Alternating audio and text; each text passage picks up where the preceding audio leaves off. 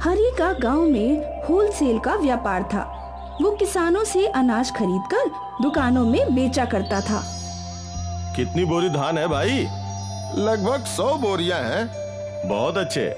इस बार लगता है फसल अच्छी हुई है। बस अच्छी नहीं, बहुत अच्छी। आप एक बार धान को देखिए तो। वाह, इस बार तो बहुत उम्दा किस्म का धान उगा है। इसके तो तुम्हें अच्छे दाम मिलेंगे। बस अब जो भी बन पड़े दे दीजिए। हर बार तुम्हें एक बोरी के 600 मिलते थे, इस बार हर बोरी के 800 मिलेंगे, तो 100 बोरी के 80,000 रुपए, ठीक है ना? आज वो किसान बहुत खुश था। हरि पूरी ईमानदारी से अपना व्यापार करता था। वो किसी से भी पैसे बेफिजूल कम नहीं करता था और शायद यही कारण था कि उसका व्यापार दिन प्रतिदिन बढ़ता ही जा रहा था। हरि की बस एक ही समस्या थी, उसका बेटा राहुल। राहुल, राहुल, अरे सुबह के 9 बज गए हैं, तुम अब तक सो रहे हो? पापा कल देर रात तक जागा था ना, अभी सोने दो ना। पर तू रात भर जगकर करता क्या है? और क्या, फिल्में देखता हूँ। बेटा, ये फिल्में तेरा साथ नहीं देंगी। अभी भी तेरे पास समय है, मेरे साथ गोदाम पर चल और कुछ काम काज सीख ले।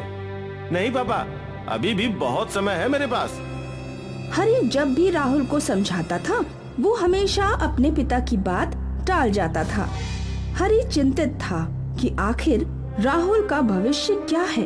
एक शाम की बात है, हरि समय से पहले घर आ गया। क्या हुआ, आज आप इतनी जल्दी? हाँ, वो आज तबीयत ठीक नहीं लग रही थी, इसलिए सोचा थोड़ा आराम कर लूं। राहुल दिखाई नहीं दे रहा है, कहाँ हैं साहबजादे? और कहाँ, अपने दोस्तों के साथ गया होगा कहीं मटर गश्ती करने।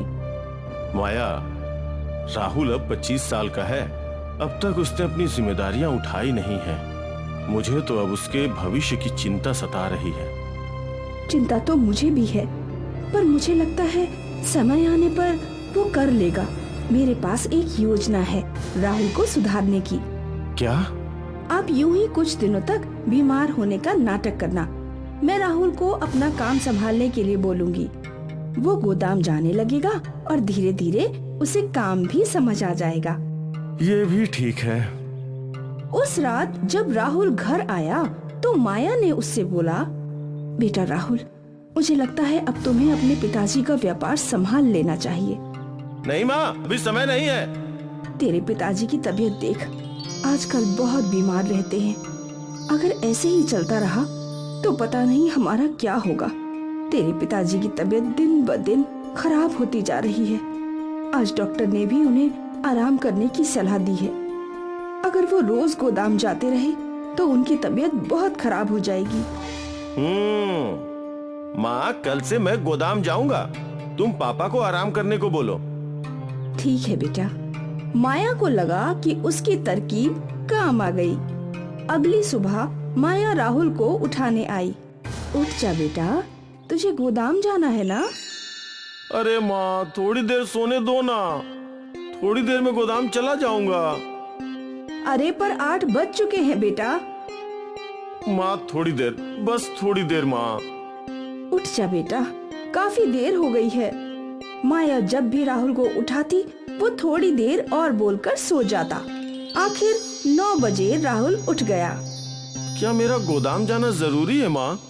हाँ, तुझे कल बताया था ना तेरे पापा की तबीयत कितनी खराब है। राहुल हाँ ना करते हुए आखिर गोदाम के लिए निकल ही गया। यह माया और हरि खुश थे कि उनकी योजना काम कर गई। राहुल गोदाम पहुंचा। वो अपने पिता की कुर्सी पे बैठ गया। अरे छोटे मालिक, आज आप यहाँ? हाँ, वो पापा की तबीयत ठीक नहीं है ना, इसीलिए। हाँ, अब उनकी उम्र भी तो हो गई है। अच्छा किया कि आप आ गए। मैं आपके लिए कॉफी और नाश्ता भिजवाता हूँ, फिर काम की बातें करेंगे। ठीक है। कुछ देर बाद एक नौकर राहुल के लिए कॉफी और नाश्ता ले आया। राहुल को बहुत बोर हो रहा था। उसने अपने दोस्त विक्की को फोन लगाया। हेलो, कहाँ है तू? अरे मैं तो अपने रोज वाले अड्डे पे हूँ, पर तू कहाँ है?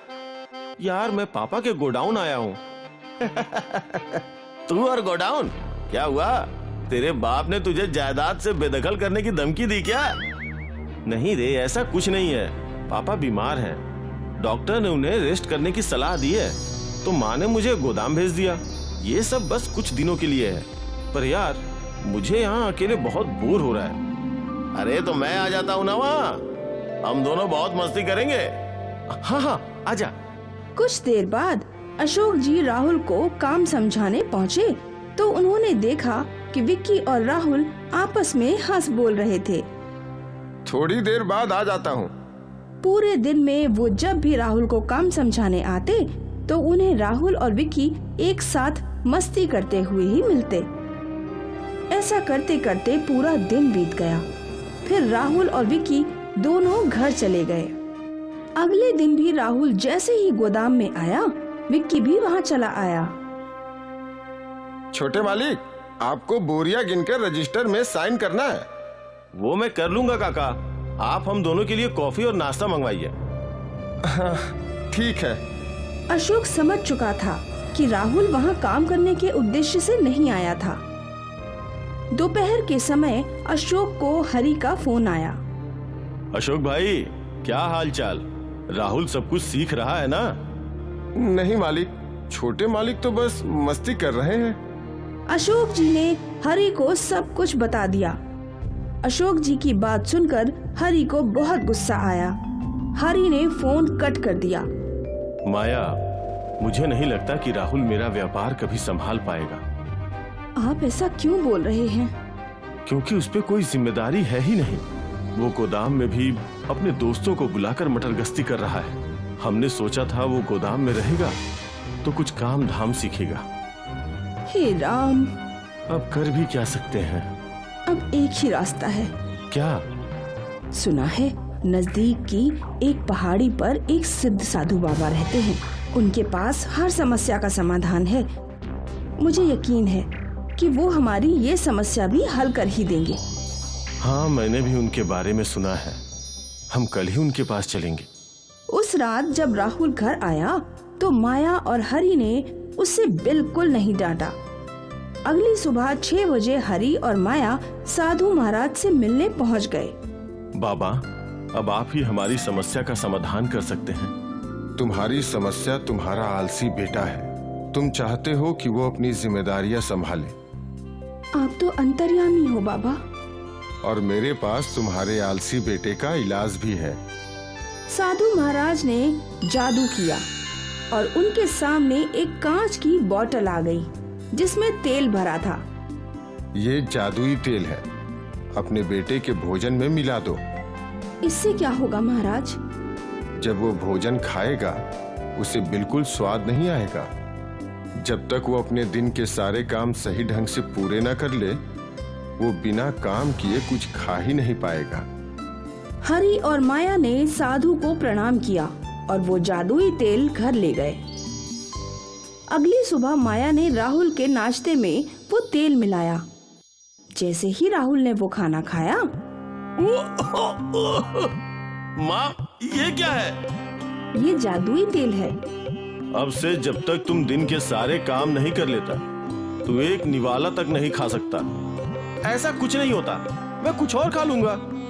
राहुल ने दूसरा खाना खाया।